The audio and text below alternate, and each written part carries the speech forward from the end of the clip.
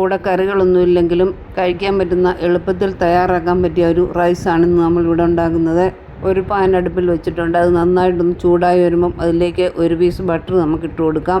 അര സ്പൂണ് നെയ്യ് ചേർത്താലും മതി. ഇതൊന്ന് മെൽറ്റായി വരുമ്പോഴത്തേക്കും അതിലേക്ക് നമ്മളൊരു 2 തക്കാളി ചെറുതായി അരിഞ്ഞതും കൂടി ചേർത്ത് കൊടുക്കാം. നമ്മൾ ചെറിയ തക്കാളിയാണ് എടുത്തത്, അതാണ് 2 എണ്ണം നമ്മളെടുത്തത്. വലിയ തക്കാളിയാണെങ്കിൽ നമ്മൾ ഒരെണ്ണം മതി. ചോറിൻ്റെ അളവനുസരിച്ച് തക്കാളിയുടെയും മുട്ടയുടെയും ഒക്കെ അളവ് കൂട്ടുകയും കുറയ്ക്കുകയും ഒക്കെ ചെയ്യാം. തക്കാളി നന്നായിട്ടൊന്ന് വഴറ്റിയെടുക്കണം. ലേശം ഉപ്പും കൂടി ചേർത്ത് നമുക്ക് ഫ്ലെയിം കുറച്ച് വെച്ച് ഇത് നന്നായിട്ടൊന്ന് വഴറ്റിയെടുക്കാം. നന്നായിട്ട് വഴന്നു വന്നതിന് ശേഷം അതിലേക്ക് നമുക്ക് ലേശം മസാലപ്പൊടികൾ കൂടി ചേർത്ത് കൊടുക്കാനുണ്ട്. നമ്മളിതിലേക്ക് സവോള, ഇഞ്ചി, വെളുത്തുള്ളി, പച്ചമുളക് ഇവയൊന്നും ചേർക്കുന്നില്ല. ലേശം കുരുമുളക് പൊടി, ലേശം ഗരം മസാല, ലേശം പെരുംജീരകത്തിൻ്റെ പൊടി, ഇവ 3ഉമാണ് നമ്മൾ ചേർത്ത് കൊടുത്തത്.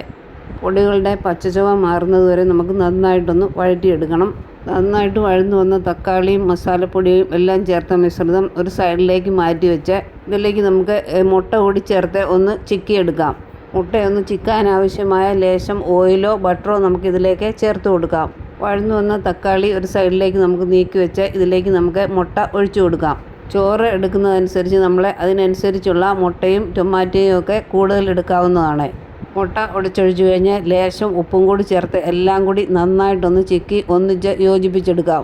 മുട്ട നന്നായിട്ടൊന്ന് വെന്ത് വരുമ്പം അതിലേക്ക് നമുക്ക് വേവിച്ച് വെച്ച റൈസും കൂടി ചേർത്ത് കൊടുക്കാം. ഏത് തരത്തിലുള്ള റൈസും നമുക്കിതിലേക്ക് ചേർത്ത് മിക്സ് ചെയ്ത് എടുക്കാവുന്നതാണ്. നമ്മളിവിടെ എടുത്തിട്ടുള്ളത് നെയ്ച്ചോറിൻ്റെ അരിയാണ്. നമ്മുടെ കുത്തരിച്ചോറോ വെള്ളയരിയോ ഏത് ചോറ് വേണമെങ്കിലും നമുക്കിതിലേക്ക് ചേർത്ത് കൊടുക്കാവുന്നതാണ്. ഉപ്പും മഞ്ഞൾപ്പൊടിയും ചേർത്ത് വേവിച്ചെടുത്ത റൈസാണ് നമ്മളിതിലേക്ക് ഇട്ട് കൊടുത്തത്. എല്ലാം കൂടി നമുക്ക് നന്നായിട്ടൊന്ന് മിക്സ് ചെയ്തെടുക്കാം. ഇത്രയേ ഉള്ളൂ, നമ്മുടെ ടൊമാറ്റോ എഗ് റൈസ് ഇവിടെ റെഡി ആയിട്ടുണ്ട്. ഇത് കഴിക്കാൻ ഇതിൻ്റെ കൂടെ നമുക്ക് കറികളുടെ ഒന്നും ആവശ്യമില്ല. അച്ചാറോ പപ്പടമോ സലാഡോ ഒക്കെ ചേർത്തും ഇത് കഴിക്കാവുന്നതാണ്.